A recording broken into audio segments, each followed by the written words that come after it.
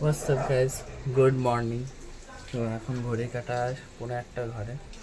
আমি জাস্ট ঘুম থেকে উঠলাম কারণ আমার শ্যুট আছে, তো 1টার মধ্যে ওখানে যেতে হবে বলে আজ একটু লেট কল টাইম বলে লেট করে ঘুম থেকে উঠলাম। যাই হোক, আশা করি এতক্ষণে সবাই খবর পেয়ে গেছেন যে সায়নী চক্রবর্তী অর্থাৎ সুন্দরী দিদি সায়নী দি আর নেই। আমিও যখন কালকে প্রথম ফেসবুকে দেখলাম, আমি প্রথমে বিশ্বাস করতে চাইনি। পরে যখন সবাই পোস্ট করছে, প্লাস সায়নীদির পোস্টের নিচে কমেন্টেও একজন লিখেছে যে আমার বাড়ির পাশে সেই ঘটনাটা ঘটিয়েছে, তখন আমি জানতে পারলাম যে সত্যি সায়নীদি আর নেই। তো মানে এটা বিশ্বাসই হচ্ছে না যে আমি ইনফ্যাক্ট বড় মার ওখানে আমি কিছুদিন আগে আমি দেখেছিলাম তাদেরকে। তো সে ল নিয়েও পড়ছিল, সব কিছু ভালোভাবে এগোচ্ছিল।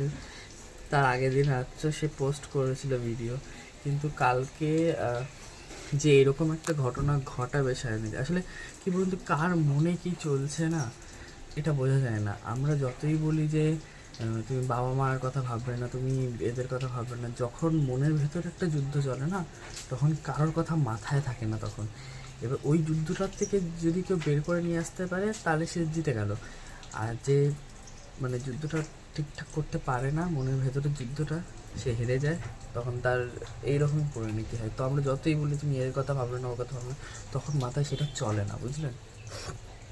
যাই হোক, আমারও একটাই প্রশ্ন যে দিদি এত মানে এই জিনিসটা কেন করলে? একবার সুন্দরী কথাটা মনে পড়লো না? বা মা বাবা ছোট একটা বোন আছে, ওই যে বললাম যখন এই যুদ্ধ চলে তখন কিছুই মাথায় থাকে না। প্রথমত বিশ্বাস করতে করতে আমার সময় চলে গেছে। তারপরে যখন দিদির পোস্টের নিচে কমেন্টসগুলো দেখলাম তখন বুঝলাম যে সত্যি দিদি আর নেই। আর দিদি এত হাসি মুখা এত ভালো ভালো ভিডিও দিত, বোঝাই যেত না যে দিদির মনে এত কষ্ট চলছে বা এরকম কিছু চলছে, বোঝাই যায়নি। চাটা খাই, খেয়ে তারপর স্নান করবো, আস্তে আস্তে রেডি হয়ে, বুঝলেন? চলো, নাহলে আমার বেরোতে দেরি হয়ে যাবে। তো বেশ, আমার পুজো তো দেওয়া হয়ে গেছিলো, মা সকালে পুজো দিয়ে নিয়েছে। আমি শুধু ঠাকুরের কাছে একটুখানি আসলাম, যেহেতু আমি গীতা পড়ি, তো গীতাটা পড়লাম। এখন হচ্ছে যে যাবো, গিয়ে খাবো, দেন রেডি হয়ে বেরোবো। আজকে যেন মানে সময়টাই সেভাবে কাটছে না। কালকে সায়নীদির ঘটনাটা শোনার পর থেকে একদমই সময় কাটছে না। এখন অব্দি মনে হচ্ছে বিশ্বাসই হচ্ছে না যে সায়নীদি আর নেই। এত সুন্দর জলজান্ত একটা হাসি খুশি মেয়ে যে নেই, এটা বিশ্বাস করতে করতেই সময় চলে যাচ্ছে। আর অন্য কিছু ভাববো বা অন্য কিছু করবো কি করে বলুন? যাক, চলো খাই, তারপর রেডি হয়ে বেরোই, না লেট হয়ে যাবে। চল।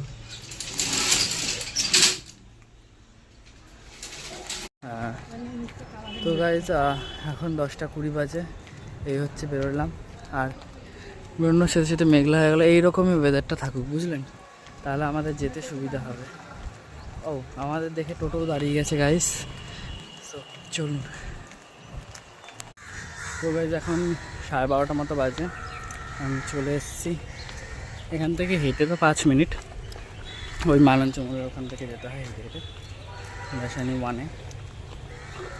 আজ আমার শ্যুট হচ্ছে লক্ষ্মী ঝাঁপি সিরিয়ালে, যেটা স্টার জলসায় হয়। কটার থেকে হয় আমি ঠিক জানি না, বাট স্টার জলসায় হয়।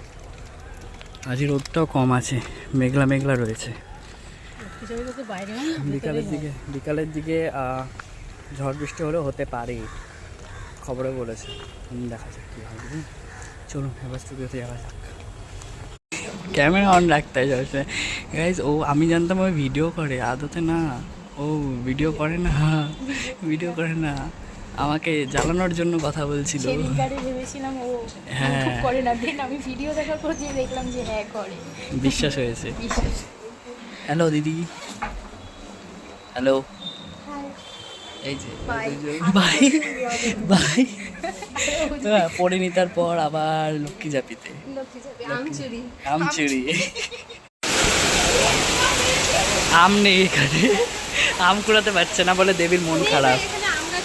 না, হ্যাঁ, আম গাছ নেই, লেবু কাঁঠাল আছে, লেবু গাছ তো ওয়েদারটা না, ওয়েদারটা জাস্ট দেখুন একবার, কটা বাজে? 2:45, মনে হচ্ছে সন্ধ্যে 6টা হয়ে গেছে। যেমন ঝড় তেমন বৃষ্টি চলছে, হেভি ঝড় বৃষ্টি নেমেছে। বেবি কেমন ওয়েদার, কেমন লাগছে? অসাম, সত্যি অসাম ওয়েদার গাইস, সেই ওয়েদার চলছে, সেই ওয়েদার।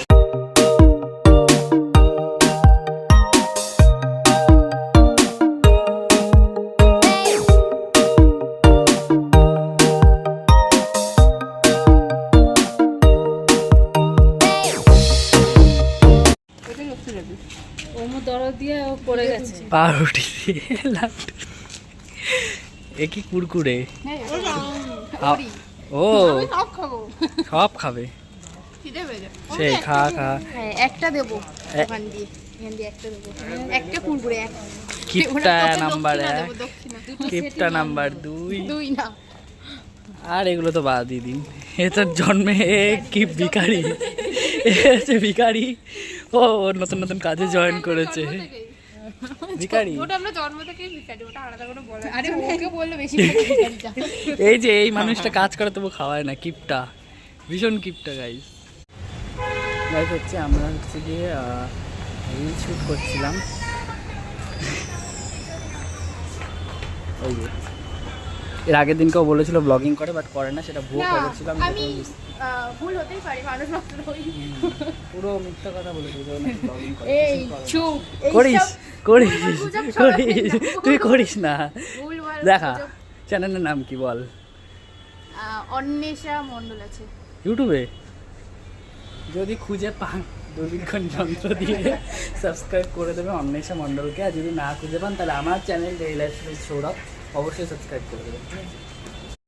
তো গাইজ এখন বাজে 9:40। এই জাস্ট আমাদের প্যাক আপ হলো, ড্রেস চেঞ্জ করে বেরোলাম। এখন এখান থেকে যাব হচ্ছে মেট্রো থেকে দেন দমদম। আর কোথায় আংটি? যাই হোক, এখানে ব্যাপক ঝড় বৃষ্টি হয়েছিল গাইজ দুপুরবেলার দিকে। এটা না, না ওইটা, যাই হোক দুপুরের দিকে বিশাল ঝড় বৃষ্টি হয়েছে। মানে দুপুর 2:30 পৌনে 3টে নাগাদ, ওই সময়টা মনে হচ্ছিল পুরো সন্ধ্যা নেমে এসেছিলো, এত মেঘ করেছিল। আর সেরকমই ঝড় বৃষ্টি হয়েছিল। চলুন হ্যাঁ, আরে অটো ধরে গিয়ে চলুন গাইস। এখন 11:19 মতো বাজে, আমি রাস্তায় হাঁটছি, বাড়ির রাস্তায়। তবে এইখানে দেখে মনে হচ্ছে যে অতটাও ঝড় বৃষ্টি হয়নি।